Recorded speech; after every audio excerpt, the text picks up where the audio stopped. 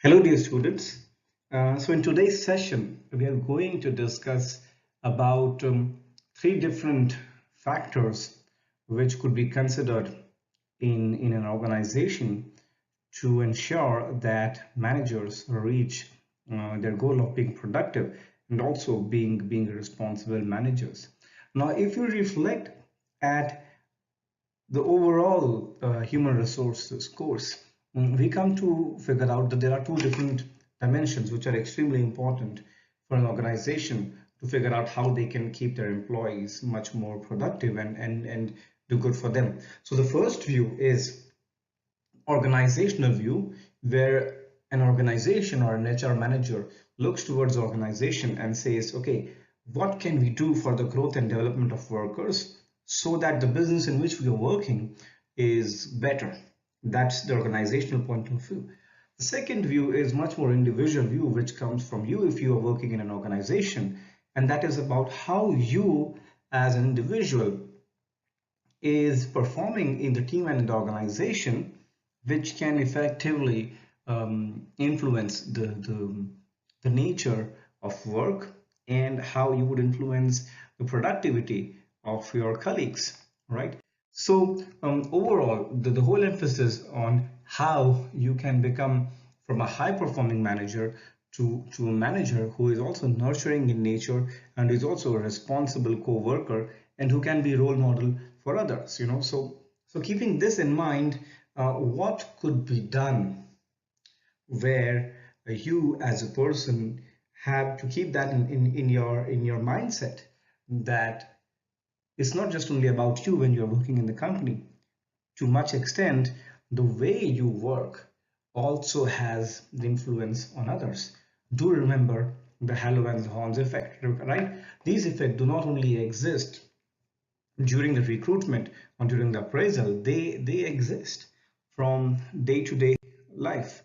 So what is important is that how you as a manager is able to develop a positive attitude, not for the sake of saying that yes, we all need to be positive, and if you're positive then others will be positive towards you. That's not the case. The thing is, if you are able to connect your values with the organizational values or with the organization in which you're working, then you are effectively creating a team or a corporate culture in which you are encouraging sharing of ideas, sharing of skills, working out together for the problem solving, all with the focus on one thing.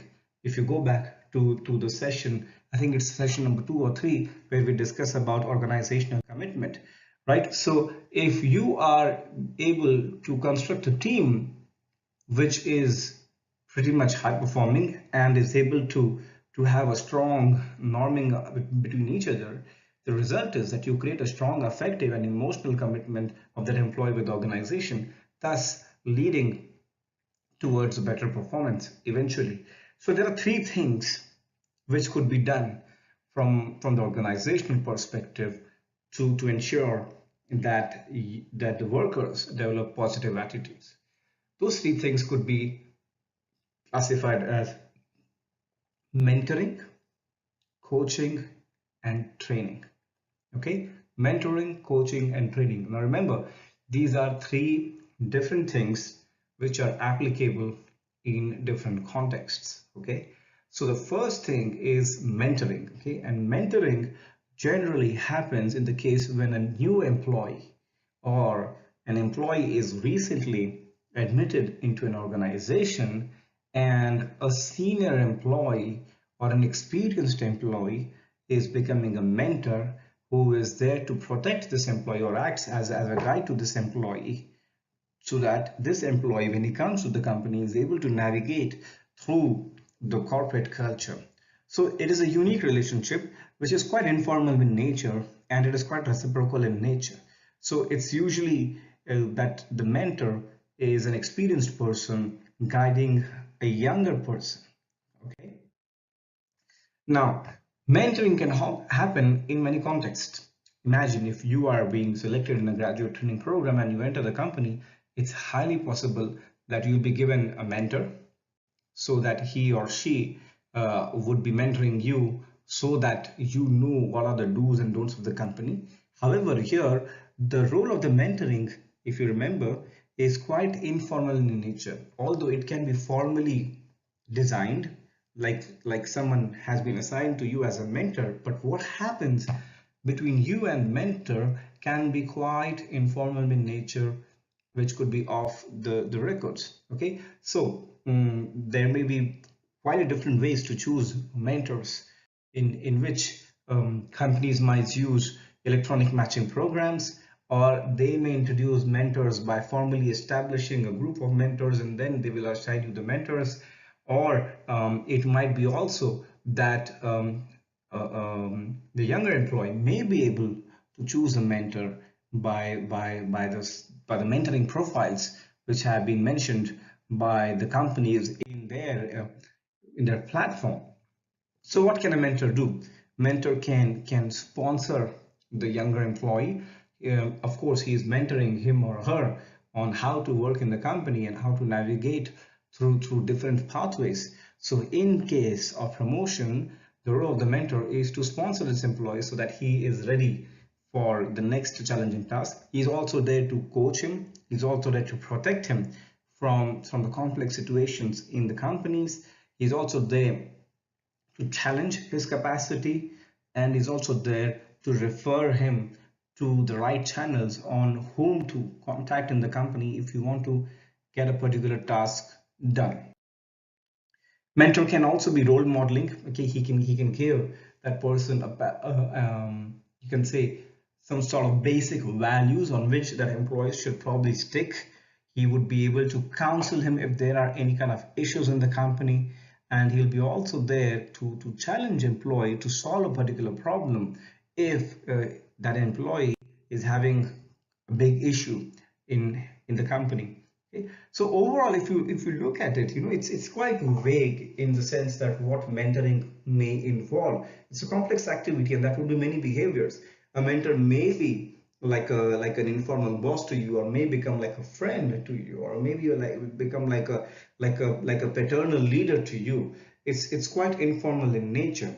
So we need to keep this in mind, that when a company gives you a mentor, it gives you mentor specifically with this mindset that you have this gray area between you and a senior employee to create the transfer of knowledge, values, of do's and don'ts of an organization and organizational culture. Okay, gray area means it is formal but yet highly informal in nature. Now, let's go to the next part, that is coaching. Now we are moving from more informal area to much more formal area. Now coaching here can be very specific. Coaching would be employed by a company for very specific managers or maybe even CEOs, where they are having challenges with some very specific aspects of how they want to grow in their workplaces. And let me tell you, coaching is a big time business. I know a coach who is based out here in North, and yeah, he kind of earns like around 1,500 to 2,000 euros per day, and I think he's also coaching in Airbus. If you know, it's quite closer to airport in North.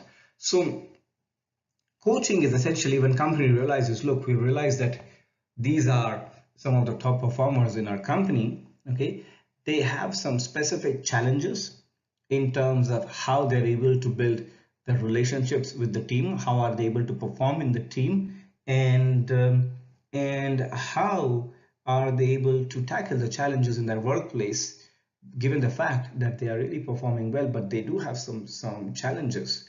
So this is where the company realizes that our top performers will need some very specific coaching skills, and they need one-to-one learning approach. So what an organization would do, it would rather go to a professional coach or a certified coach whose responsibility is now to build a rapport or a relationship with this manager or a CEO, then give him or her specific tool sets over a period of time, which will help him to resolve that particular issue. Now, this could be as simple as it is, for example, a very high performing manager in a company is having tough time in adapting himself to the new team or to the new task in which he has been assigned. And in this task, it's very important for him to listen to all the team members. But this guy is not a laissez-faire guy. His style of leadership is much more autocratic in nature. Now, in this case, he would definitely need some coaching, in which coach would help him to develop other styles of leadership. Okay. So here as a coach, what is your responsibility? You need to ask powerful questions. Okay. You need to give emotional support, need to listen to the manager. You need to give him a constructive advice.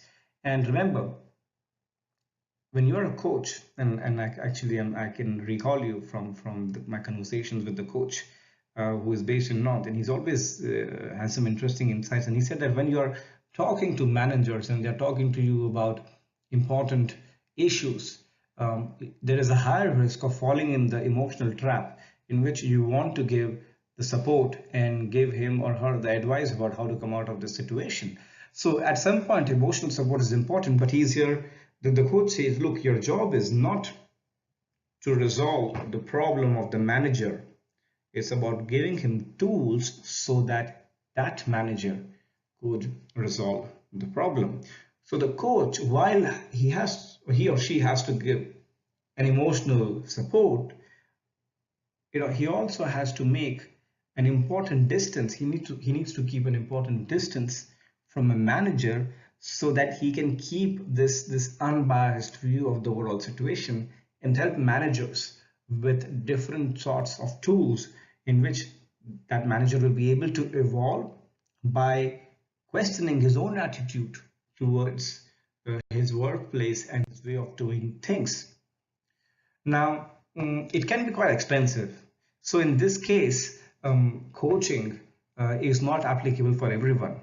It's only with respect to specific employees. Now, the third dimension is training. This is much more formal oriented. So remember, we started from mentoring, which is quite into gray area, quite informal, slightly formal. Coaching becomes quite formal because, of course, human resources management has to give a certain budget to the coaching part, in which the coach signs up the contract with an organization that he'll be coaching for this much amount of time. The next part is much more formal, in which it is training that is being used to develop the careers of team members and employees. Now, training is much more formal. It is much more job related, skill oriented. So if you're in an organization and that organization is going through some transition, let's say it's going through some technological upgrade, the challenge for organization is that how can we keep our employees up to date with the technology while ensuring that there is minimum turnover in terms of how workers would leave the company or how they would want to adapt with the skills that requires for this job. So in this case, what will a company do? A company will say, look, we need to upgrade the skill set of our employees, so we need to set up an official training program. Now that training program could be with the partnership with the university. It could be private trainers coming into the company and training employees, or it could be as simple as an online training program. Now remember that many companies actually have their own universities in which there are training programs developed to train their own employees. So training could be of different types. It could be either a senior employee is giving a training to the fresh incomers. It could be a continuous training in which much more emphasis is done on how you need to be trained continuously about what are the new things happening in the industry. It could be a remedial training in which you identify that some things which are done in a certain way are not right. So we need to train in a very different way. And again, yes, so the methods of training may differ. So it could be an online training, it could be an in-person training. Now, what is important in training is that, first of all, we need to understand that you cannot train everyone with the same training style.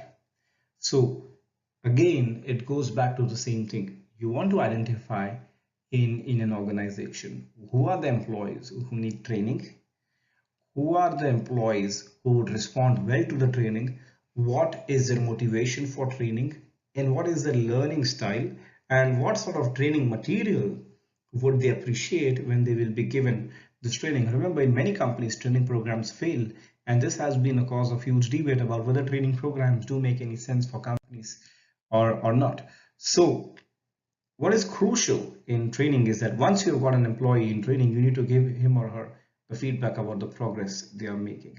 You need to ask them that if they undergo this training program or if they've undergone under this training program, you need to ensure that the learning which they have gathered from the training is applied in the work. It's directly. So as a focused on learning style, you can keep these three learning styles into consideration. Passive learning, in which you may all just ask an employee to read and study by themselves.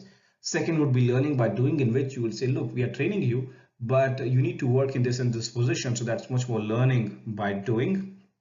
And the third is learning by working alone versus learning cooperatively in the group, in which you may either ask an employee to learn by himself, or you may want that employee that he should be part of a certain learning group in which they all kind of learn together.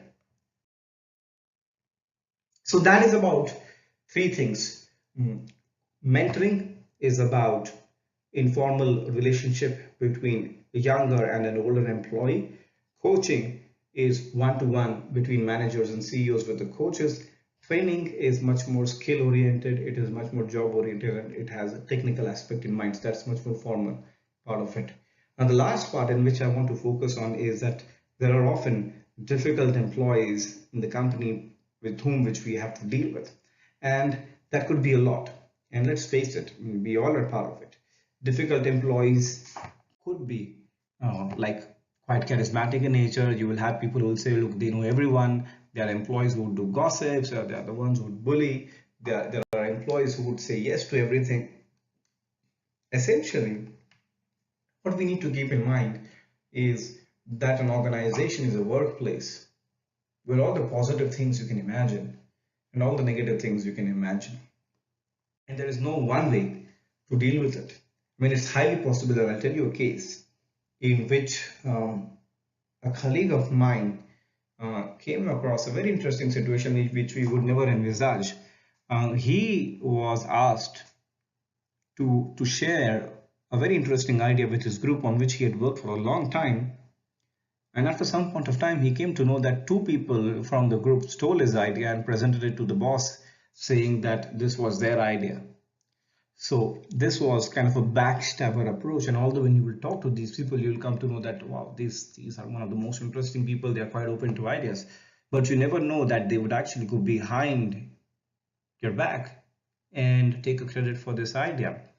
Now, what we need to keep in mind is that you as managers and you as young professionals, is that all these type of people, they exist in an organization, and we may be part of it. Okay, and those behaviors might not be explicitly expressed by us, but in some way we do have those characteristics, and there is no one way to deal with it.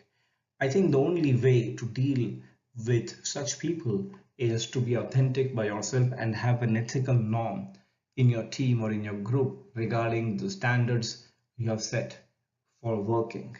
Okay, it sounds actually quite lame to even mention this in the course, but I think part of the course is also to show you reality that as much as we emphasize that HR is the only thing which can matter to the organization, the reality is that the workplace would be quite challenging, and often psychologically it is not that easy for each and every employee to adapt to the workplace. So my piece of advice is be aware that cheating, politically motivated promotion, someone is there to steal your idea, someone is gossiping behind your back, all those things exist.